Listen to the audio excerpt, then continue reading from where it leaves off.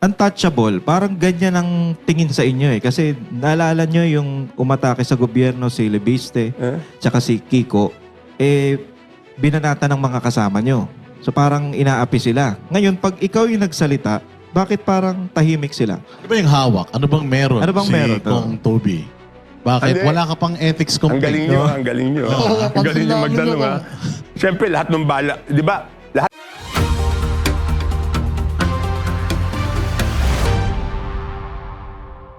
But let's go back, Kong, sige. dun Ano sa ba lang isasalin? impeachment. Oo. Sa tingin nyo ngayon, sinong pumipihit ng impeachment ni BP Sara? Base doon sa spokesperson nila, sa Kay Claire, mukhang, baka pati Malacanang gusto na rin. Di ba? Di ba? Bakit ganun, nagpa-interview lang ako sa impeachment, galit na yung spokesperson nila, di yata nakatulog. Pero sa galit. Pagka ikaw yung topic, kinikilig siya eh. Hindi, galit. Makisig kasi Hindi, Sinong eh. galit na galit sa akin. Galit na galit. Alam mo, yun yung naging senyales sa akin eh. Bakit nagpa-interview lang ako tungkol sa impeachment? Pagkatapos ng 2 araw yata, I mean, okay lang naman sa akin. Wala naman sa akin yun, di ba?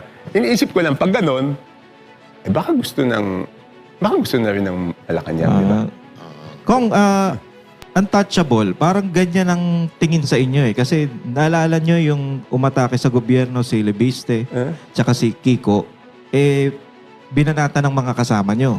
So parang inaapi sila. Ngayon, pag ikaw yung nagsalita, bakit parang tahimik sila? Ano ba yung hawak? Ano bang meron Ano bang si meron to? Kong Toby? Bakit? Hindi. Wala ka pang ethics Ang complaint. galing nyo, ang galing nyo. Ang galing nyo magtanong, ha? Siyempre, lahat ng bala, di ba, lahat ng FLR, kasi di ba, okay, no, March 24, napatawag ako noon sa Malacanang. Because nga, yung House of Representatives, hindi pa binibigay yung kanilang listahan. So, namumroblema si Sec. Mina Pangandaman doon. Kasi sabi niya, Mr. President, kinukulit ako ng mga congressman na i-release daw yung SARO. Hindi ko naman ma-release kasi wala yung listahan ng House of Representatives. So sabi ko kay Mina, bakit ba ayaw bigyan listahan? Sabi nila, wala daw sila nun. Sabi ko, Mina, imposibleng mapasok ang kahit anong item sa budget kung walang kopya yung House of Representatives. At sabi ko, hingin mo ko sino yung proponent. Kasi pag ako humingi ng proyekto para sa distrito ko, dadalhin ko sa distrito ko. Pag isang congressman humingi ng proyekto at dinala sa ibang distrito, sigurado benta yan. Okay? So, sabi, wala daw. Imposible yan. So, doon kami nagkausap ni Congressman J.J. Suarez. So, siguro bakit yung iba hindi nila ako tinitira? Alam ko magkano yung kanila eh. May hawak ka pala ng ano. Kasi usapan natin ngayon. Last week, inaway ako ni Asidre, di ba? O, di linabas ko na yung tingog. Isipin mo, tingog, party list, ha? So, takot sila sa'yo. 5.96 billion. Isang party list sa insertion pa lang. Pero kung ang 5.9 party list ba hindi usual in may ganyan? Meron, 150 yata. Million. 150 million. 150 million lang. Yung This sa one, kanila, 5.96 billion. Kasi Siguro kasi si Yeda nahandun, di ba?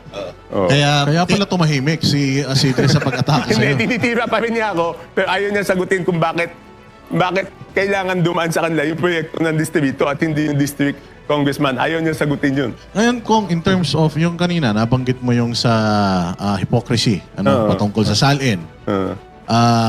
Ang Congress gusto rin na in-audit din ang Office of the Vice President, ano?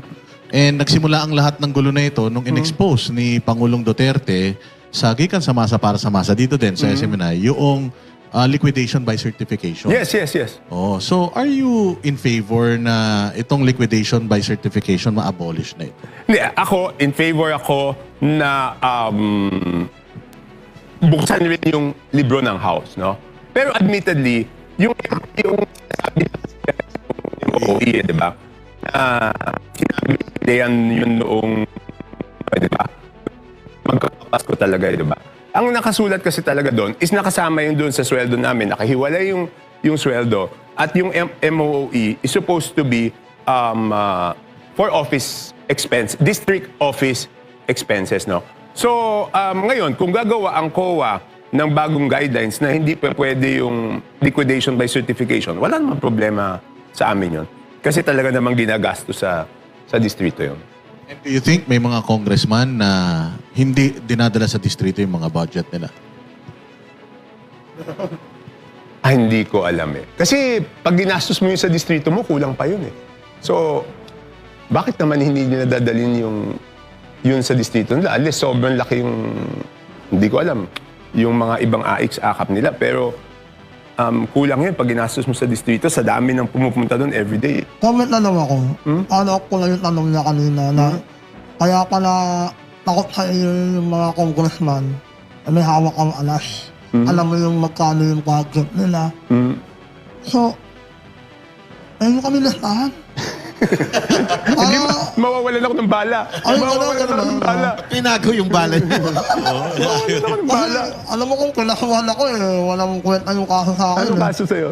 Cyber libel. Bakit? Sino sinayber-libel mo? President Marcos. Ano ba yung sinabi mo? Ang sabi ko lang ang sabi ko lang naman sa post ko, akala ko kasi tunay. Alin? Yung medical record, Yung? kumakalat na medical record yung sa St. Luke's. Ikaw ba yun? Oo. Akala ko, ako Baka naman pati ako madamay sa'yo, ha? Ano, akala ko kasi tunay. Ilang araw na yung nakapost, so gumaya na ako. Pero kung ano nga ba talaga sakit?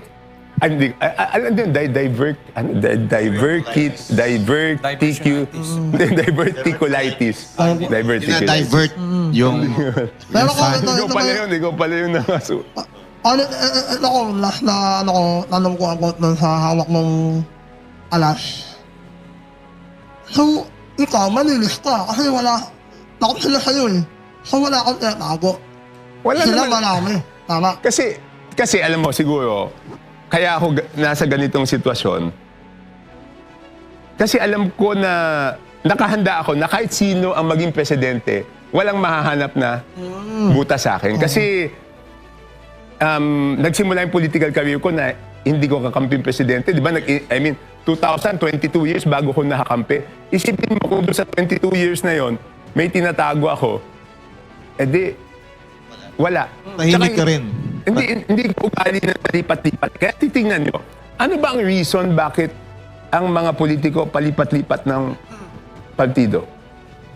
Kasi di kung tinatago ka, hindi ka pwedeng, paano ka pupuna sa gobyerno kung meron kang tinatago, Ay, naku, di ba? may kilala tayo dyan. So, ibig sabihin kong hindi ka pala katulad ng Remulla Brothers, no? Na patalon-talon, no? Kung meron lang akong tanong, Kaibigan ko naman ba bago ngayon? kasi isa sa mga accusation sa inyo ng iba, you are eyeing for Senate, kaya kayo nag-iingay daw. Okay, hindi pa ako na, okay, ganito, diretsahang sagot, no? 1998 pa ako public servant, no?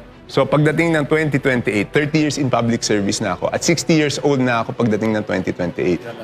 So, yan isang malaking desisyon because it's either I go back 100% sa pagiging negosyante or kung magtutuloy ako ng political career ko, baka for the rest of my life, politician ka na. Hindi ka na, ang hirap Pero may term pa po ba kayo? May term pa ako, isa sa Congress. One term sa Congress. Meron pa ako isang term sa Congress. So madami akong options eh. So, ito kung total, sabi nyo nga, asawa ng, yung pinsan ng asawa nyo po, si Pangulong Yes, silang Bongbong tatlo, Marcos. magpipinsan sila. So, ang ibinabatong kasalanan ni BP Sara sa impeachment ay yung 125 million na confidential fund. Sa tingin niyo po ba, hindi po ba karapat-dapat ma-impeach si Marcos Jr. sa mga ipinupukol sa kanya na katulad lang ho nito, 500 billion flood control, 241 billion 2025 GAA illegal insertion, Maharlika funds, gold reserve, tsaka yung PhilHealth, GSIS, SSS, so sobrang dami na inaano sa kanya. So, number one, punta tayo doon sa intelligence funds, no?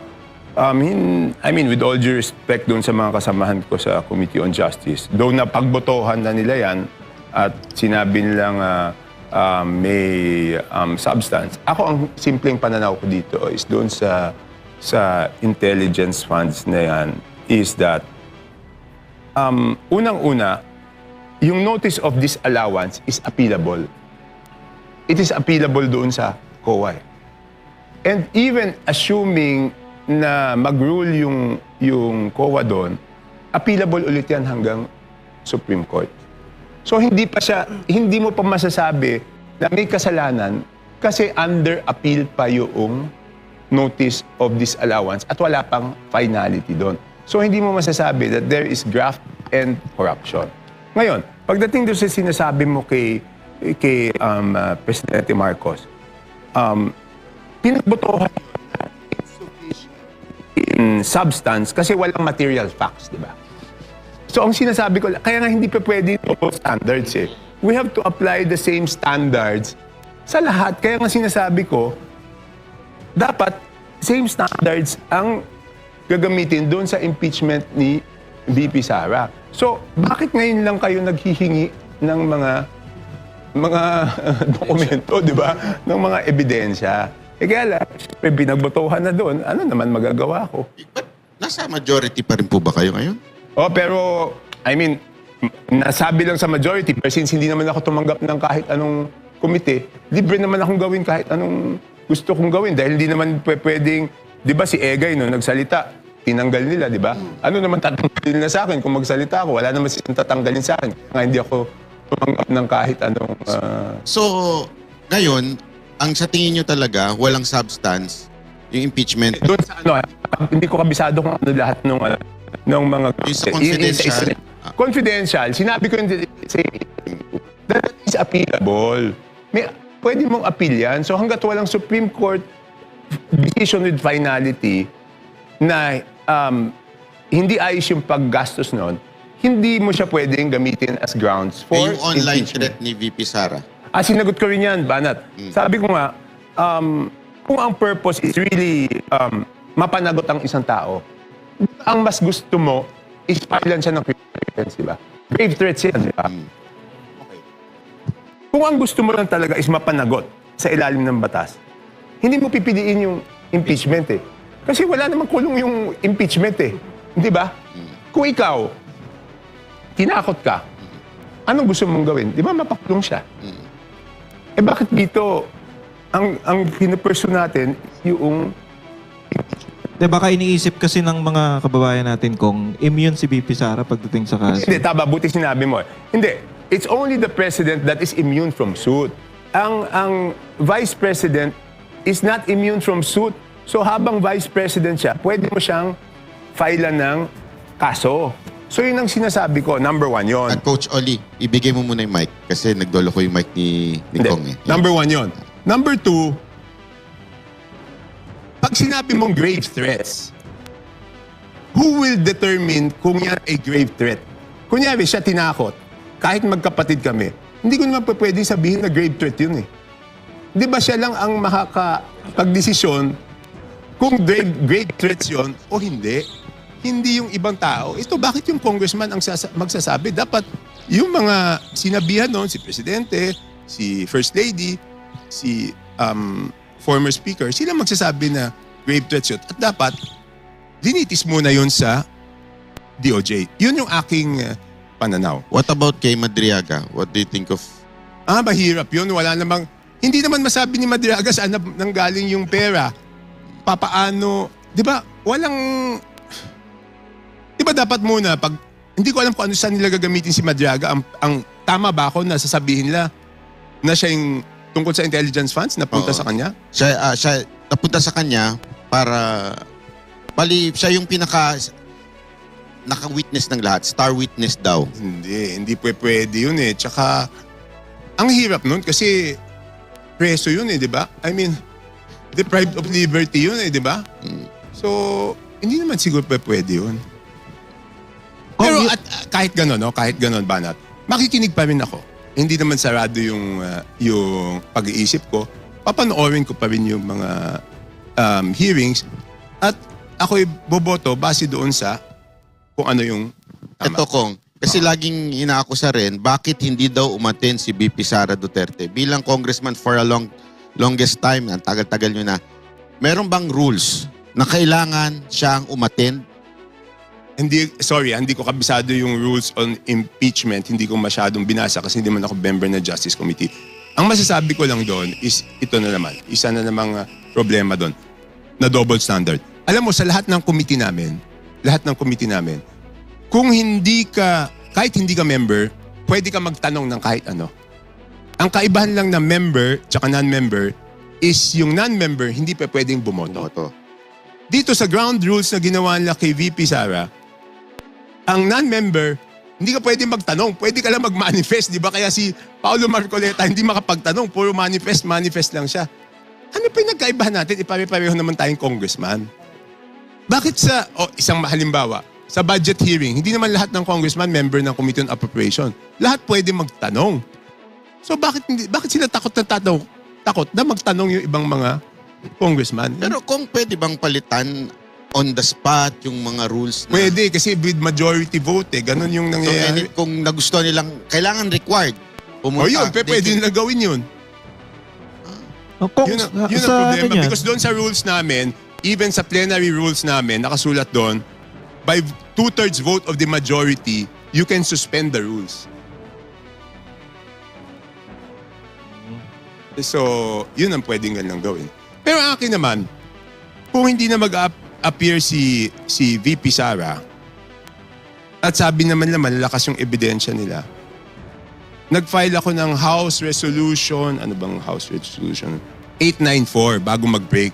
Sabi ko, bilisan na at resolbahan na kaagad itong bagay na to para makapag-concentrate lang doon sa fuel crisis. Diba? Sabi nila, hindi, pwede naman sabay. O sige, assuming pwede sabay. Hindi lang ako nagagandahan na habang naghihirap yung mga tao, baka isipin ng tao, away politika to ng mga politiko. Hindi ba? Sinasabi, yun nga ako ang sinasabi na ito na yung pagkakataon dapat ni Presidente na pwede siya maging hero pa nga dito. Ihinto niya, pwede niya bang ipahinto yan, kausapin, use his influence over the congressman kung meron man, kausapin niya sa likod, sa harap, bahala siya. Basta importante, focus muna tayo dito. Ito problema natin, ang taas-taas ng gasolina, nagtataasan lahat, ang laki ng problema, kulang sa supply, kayo inaatupag nyo impeachment. Hindi, pero paano mo kakausapin kung meron talagang mga tao doon na talagang takot sila, di ba? The only... Walang influence. Hindi, may Presidente. influence Kaya lang, kaya nga, I mean, may mga political realities Paano kung yung mga yun kumalas naman? Di ba? So, I think there are political realities Pero sa akin lang, hindi na nag-attend. Di dapat lalong mapabilis, di ba? Bakit sila, hindi ko naintindihan, bakit sila nagre-reklamo ngayon na hindi mag-attend? Di bilisan nyo. Di ba parang husgado yun di ba? Pag hindi dumating yung isang partido, di bilisan yun lang, didiretso nyo na lang. Di ba pwede? Safe to say na ang klaseng leader ito si sa gitna, emergency na to Emergency, tapos wala siyang magawa. Di, sabi nga nung kaibigan ko, hindi pa daw crisis, di ba? Di ba? Sabi ni nung unang araw. Hindi natin matawag na mahinang leader. So, kaya na sabi ni Banat, sabi nyo kanina, siya ang pumipihit itong impeachment mismo. Huwag mo na kamag-anak ng misis ko yun. Baka naman din ako pa uwi mamayang gabi, no? Yung mga